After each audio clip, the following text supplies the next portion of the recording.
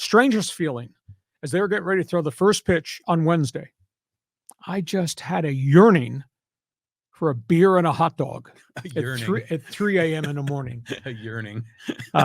It's interesting that stadium, Sky Dome in Seoul, 17,000 fans. Didn't look that big to me, and it wasn't that big to me. It looked like an erector set. Then they had the rule: if the fly ball hits the roof, the ball's in play. If it falls fair, et cetera, et cetera. Dome was packed with Dodger fans. Everybody was wearing some form or fashion of Dodger blue. I didn't see very many Padre jerseys unless it was maybe in the Padres family section, because the wives and some kids were allowed to be on the team charter flight. Anybody see any Padre gear? I didn't see very much there. Korean fans, I was fascinated by the ambiance. Korean fans are very polite. They sat there, John. They cheered if there was a big play. First game, there weren't any big plays. Second game, there were home runs, which got everybody excited. And then they sat down and put their hands together and just returned to their seat. Cheerleaders on the dugout. That was a strange look to me, but evidently that's the way they do it in Japan. That's the way they do it in Korea. I'm sorry, at 3 o'clock in the morning, I can't stand hearing a drum beat in my head every inning of every game. Dodgers versus the Padres. That's a Pacific Rim tradition. And I just was amazed at, obviously, the outpouring of support for Hassam Kim. Yeah. I mean, of course, he played in Korea. That was his home stadium. Yeah. There were 56 visions or 56 shots of Ohtani in game one. Every time the camera went there, he was there. Fans there. 56 shots of him.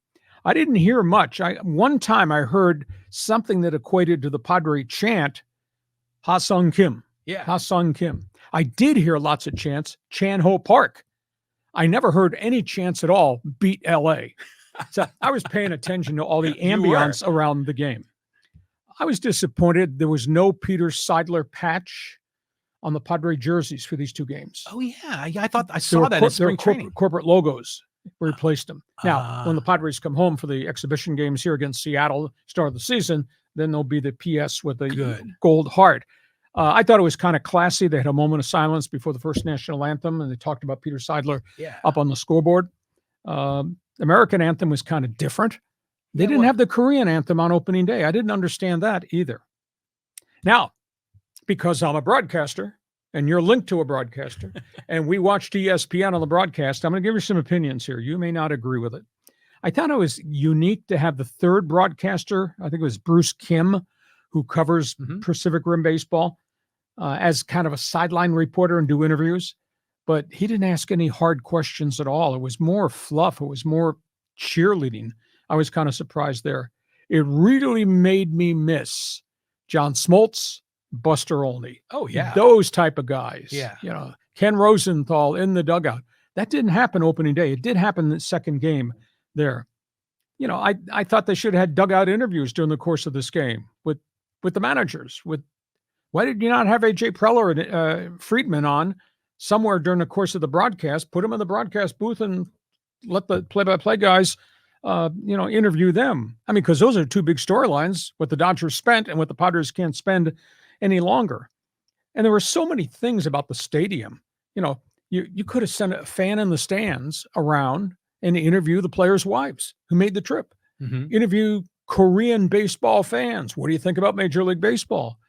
The stadium was like an erector set. It's just really, the way construction is really weird.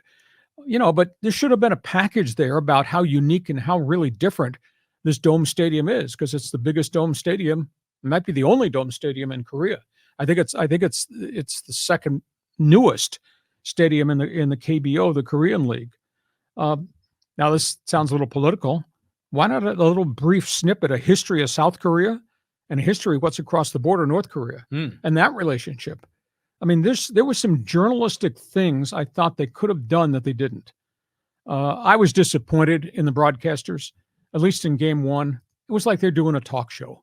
They weren't doing play-by-play. There wasn't a hell of a lot of insight. There's so many baseball storylines, and they're just generically talking. I was kind of disappointed in the packaging of the broadcast. You know, nothing there as it relates to the Dodger Padre rivalry. I mean, for the whole nation to understand what this rivalry is. Now, maybe it's not Yankees Red Sox, but this is a pretty good rivalry here, most recently in recent seasons. And then they had the luxury of Rob Manfred coming into the booth to kind of sit and do an interview during the play-by-play, and they kept him for half an inning, and all they did was throw softball questions at him. Everything is beautiful. Ohtani to the Dodgers is great. South Korea are expanding the product. There's so many other bloody questions they could have asked. So I gave them a letter grade of probably C for the first broadcast because I just think they missed so many journalistic opportunities.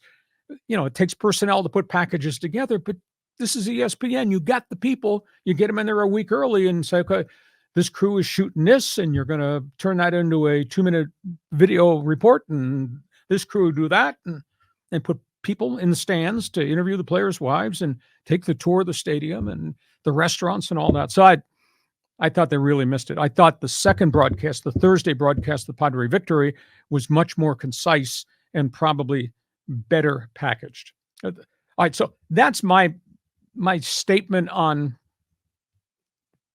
the atmosphere, my statement on the broadcast. Before we talk about the games, go ahead, your response. Well, it sounds like you're channeling your inner Chet 40 right now. Yeah. You know, as far as how they constructed the whole broadcast package. First of all, I can't listen to Eduardo Perez. I mean, he sounds like a cartoon character. Yeah. I mean, he's very knowledgeable, obviously, but his voice is just really strange to me.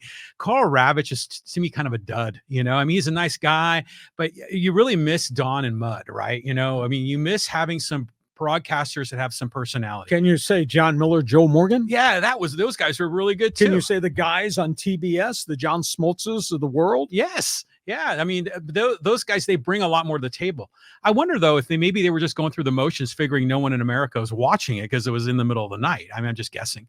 But about a few other comments you made. Well, the cheerleader thing is interesting because, you know, the Padres have the pod squad, and we're starting to see some of that where they're leading cheers on the dugout. But these guys have their own, like, micro PA system that they use. Yeah, dance squad. And they're singing songs, and it's great. You know, I used to do business in Japan a long time ago, and I went to some ball games in Japan, and it's similar environment where it's a lot rowdier. It's almost like a soccer match where everyone's singing songs, and it's a different vibe than America. But I frankly, I loved everything about this Seoul Korea experiment, and I hope there's a lot more of it. Yeah, and I'm sure there will be further expansion. But don't you agree with me?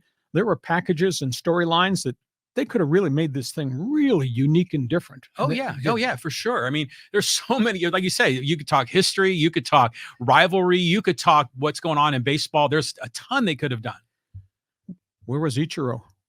Why not him? Well, yeah, you know, and I think they were just leaning so heavily on Shohei Ohtani. Yeah. It was Shohei this, Shohei that, and then it blew up in game 2. Okay, let's talk about the game.